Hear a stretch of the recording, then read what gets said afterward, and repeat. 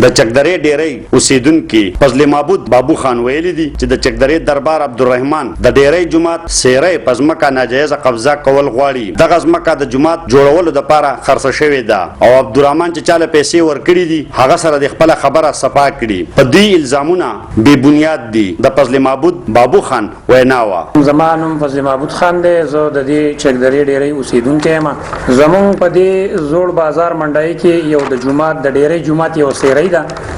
چې زمونږ مشرانو ډیرې جماعت ته وقف کړی و.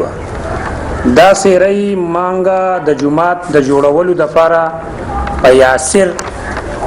یاسر خان ولي علي نواب خان سکنه چکدره منډای دا رسید دی. هغه خرڅ کړی و د جماعت ته جوړولو لپاره. جماعت اوس موږ شهید کړی دی، قران د کنسترکشن په روان دی. په دې رسید مو د ځمکه هغه ور کړی ده په 16/9/2020 کې دا ځمکه مو ور کړی ده په دې رسید. بیا د پیسو د کمی د وجینا یاسر مونږ ته هغه ځمکه واپس کړه چې هغه سره بجټ دونه نه جوړېدو، نو دا ځمکه مونږ ته واپس کړه. په 30/11/2020 دا ځمکه مونږ ته هغه واپس کړه او دای د منسوخي رسید دی. کومه سودا چې سره مونږ کړی و هغه سودا په دې رسید منسوخ شوی ده. اوس یو سړی عبدالرحمن نومې دی چې ځان ته موچی وای د قومه او وای چې په دې ځمکه کې 2000 فوټ ځمکه ما هغستی ده د یاسر نه. خو چې کله مونږ دا رسید واپس کړی دی په دې واپسۍ په دې رسید کې دا تاسو ټول کتای شئ په دې کې داسې هیڅ قسم ذکر نشته چې یا یاسر د ځمکه بچا خرڅ کړی ده یا یاسر مونږ ته دا لیکلی دي چې یاره د ځمکې نه یا 2000 یا 3000 یا 5000 یا ما 50 خرڅ کړی ده. په دې رسید کې دا هیڅ قسم ذکر نشته. دا زما سره هغه دا رسید د کینسلیشن کړی دی کم منسوخ شوی چې دا سودا. اوس د عبدالرحمن وای چې یاره زما یاسر 2000 فوټ ځمکه را کړی ده. نو یارو راکتاله یاسر 2000 فوټ ځمکه درکړی ده، نو دا خو هغه درکړی ده، ما خو نه درکړی، نه زما د ډیرې بهرام خیل قوم چا درکړی ده. نو ته میډیا لتلې او تا زما د خاندان خلاف پراپګاندا کړی ده چې زه د ډیرې خانانو والے مو ټکولې مو سی چود مخې والے مو لکه دا سی چو خو زنګ په کندر کې نه اوسېږي، خو سرکار تنخواه ورکوي. زنګ په کندر کې اوسېږي چې هغه د مخې به مونږ ته وو او سی چو د دې خبرې گواه دی چې سی چو ته کال مونږ کړی دی چې یاره جی راشه زمونږ په ځمکه کې یو عبدالرحمن نومي سړی دی هغه کار کوي، هغه مقیله راغلی دی زمونږ پرې او هغه پرې کې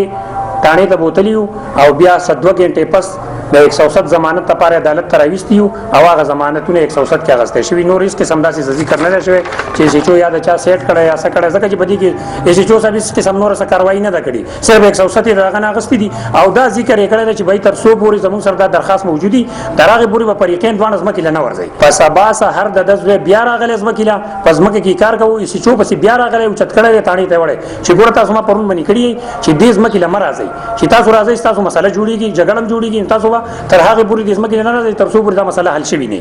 نو دې چې کوم الزام پیسې چول لګي چې یار زماز وې سبب بیا وړي نو استاد خو بزمکه کې کار کوو او الریډي چې چوم پر یقین منی کړو چې بای تاسو دا څه قسم کار نه کوي. نو زما عرض دا چې یار چا زما د خاندان د ډیرې بهرام خیل قوم بدنامي کړی دا زبد هغه خلکو خلاف قانوني چارهجویی کوم کوټ ته بزم داغه خلاف به کاروایی کوم. باقی دوی دا یو الزام لګول چې عرفان بدمعاش دا عرفان په دې ټوله چکدرې کې تاسو کې دا عرفان خو دې منډای سره دی د عرفان کم بدمعاش دی سره کم